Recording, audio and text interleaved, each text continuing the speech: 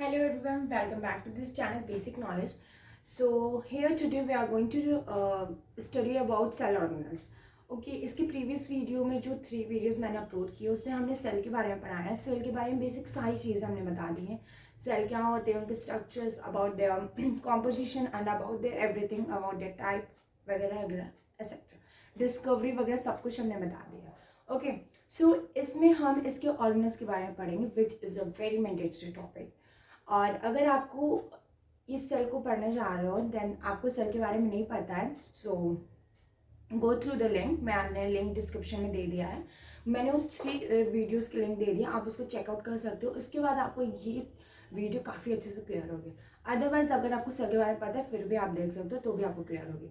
Okay let's start the topic. What is cell made up of? Cell किस चीज़ से मिलकर बना होता है? So cell has a special component called organelles. उनके पास काफ़ी स्पेशल कॉम्पोनेंट्स होते हैं जिन्हें हम ऑर्गेनल्स कहते हैं। वो इस स्पेशल कॉम्पोनेंट से मिलके बने होते हैं। ओके तो ये आपका सेल का डायग्राम है।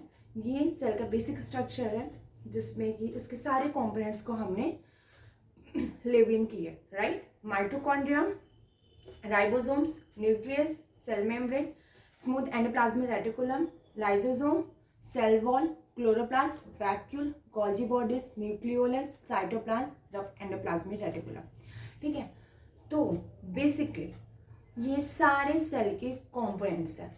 Okay so one more point कि इसमें क्या है, जो ये सेल वॉल है आपको ये बातें पता होनी चाहिए, तो मैं आपको बता देती हूँ। ये जो सेल वॉल है ये सारे सेल स्ट्रक्चर्स में नहीं होते हैं, ठीक है। प्लांट के सेल में सिर्फ होते हैं। जो प्लांट्स होते हैं उनका जो सेल होता है सिर्फ उनकी आउटर कवरिंग में सेल वॉल होता है, ठीक है। सेल मेम्ब्रेन जो कि आउटर कवरिंग है, इनर कवरिंग है, मतलब इस बाहर की एक कवरिंग के बाद जो दूसरा कवरिंग है उसे हम सेल मेम्ब्रेन है, ये रहते हैं।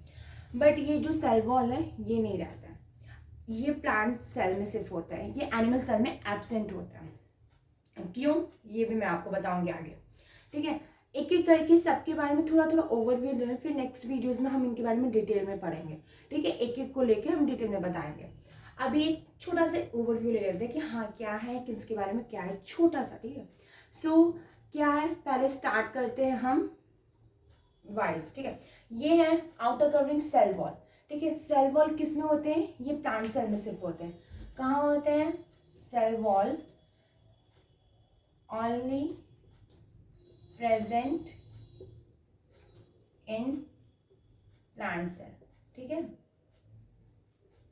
सेल वॉल सिर्फ और सिर्फ प्लांट सेल में प्रेजेंट होते हैं। एब्सेंट कहाँ होते हैं? Absent in animal cell. ये एनिमल सेल में नहीं होता है। क्यों? क्योंकि सेल वॉल का फंक्शन होता है उन्हें रिजिडिटी टू प्रोवाइड करना, मतलब उन्हें स्ट्रांग बनाना।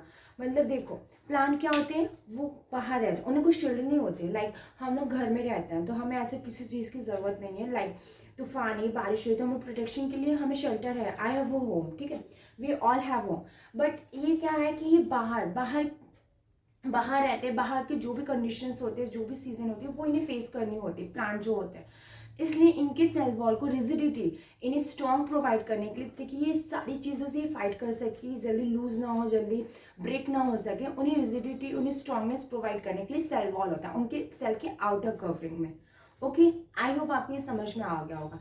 तो इसीलिए ये सिर्फ प्लांट्स में प्रेजेंट होते हैं। प्लांट्स के सेल में सेल वॉल प्रेजेंट होते हैं, हम लोगों में एब्सेंट होते हैं, ठीक है। तो ये आप नोट कर लो, ठीक है, ये इंपॉर्टेंट पॉइंट है। उसके बाद दूसरा लेयर आता है सेल मेम्ब्रेन। ये सभी में प्रेजेंट होते हैं, हम में भी उनके में।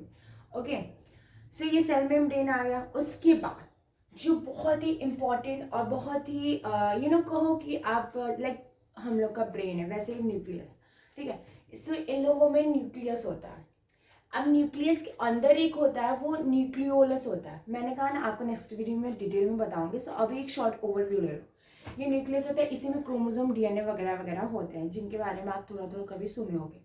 ओके तो ये होता है, उसके आगे भी मैं बता दूंगी। ओके बात, तो न्यूक्लियस क्लियर हो गया, सेल वॉल और न्यूक्लियस क्लियर हो गया। अब आते हैं हमारे राइबो, सेल मेम्ब्रेन भी क्लियर हो गया। अब आते हैं हमारे साइटोप्लाज्म। साइटोप्लाज्म में क्या होता है? साइटोप्लाज्म में वो सेमी लिक्विड होती है जो कि ये न्यूक्लियस है और ये सेल मेम्ब्रेन, इन दोनों के बीच में जो एक सेमी लिक्विड प्रेजेंट होते हैं, that is called your cell cytoplasm. ठीक है। और इसी साइटोप्लाज्म, ये सारी जो लिक्विड है, ये सारी जो चीज़ें हैं, ये सारी चीज़ें साइटोप्लाज्म है। इसी के ऊपर क्या है, माइटोकॉन्ड्रिया है, राइबोसोम है, लाइसोसोम है, क्लोरोप्लास्ट है, गोल्गी बॉडीज, इसी सब में है। ठीक है। तो आप क्या कहोगे कि cytoplasm is a semi liquid present between cell membrane and the nucleus. ठीक है, इन दोनों के उसमें प्रेजेंट होता है। So your next component is Golgi bodies. Golgi bodies क्या होते हैं, जो भी खाना पैकेजिंग स्टोरेज जो भी होता है, फिर वो गोल्गी बॉडीज करती है। ओके तो मैंने जैसे ही कहा कि आपको एक शॉर्ट ओवरव्यू मैं दे रही हूँ, पूरा डिटेल में नेक्स्ट वीडियो में। वैक्यूल, वैक्यूल एक खाली स्पेस, वैक्यूम, वैक्यूल उसी से आप समझो, एक खाली स्पेस होता है जिसमें कि हम अपने सॉलिड लिक्विड मटेरियल को स्टोर करते हैं, तो that is called your vacuole. और ये भी मैं आपको बता दूं, उसके बाद नेक्स्ट है हमारा माइटोकॉन्ड्रिया। हाँ सो मतलब ये काफी इंपॉर्टेंट पॉइंट है कि power house of the cell किसे कहते हैं, इसे power house of the cell कहते हैं, माइटोकॉन्ड्रिया को power house of the cell. ठीक है, तो माइटोकॉन्ड्रिया को हम power house of the cell भी बोलते हैं। ठीक है, ये बहुत इंपॉर्टेंट पॉइंट है। ओके बात, सब क्या बचा, endoplasmic reticulum, rough and smooth endo, देखिए दो टाइप के एंडोप्लाज्मिक रेटिकुलम इसमें होते हैं, स्मूथ एंडोप्लाज्मिक रेटिकुलम होते हैं और रफ एंडोप्लाज्मिक रेटिकुलम होते हैं। ठीक है, तो अब क्या बच रहा है, और जो लाइसोसोम आपका होता है, हाँ लाइसोसोम बच रहा है। लाइसोसोम क्या होता है, लाइसोसोम का होता है आपको ये क्लीन करता है, मतलब वेस्ट चीज़ों को निकालता है, ये क्लीन करता है सेल को।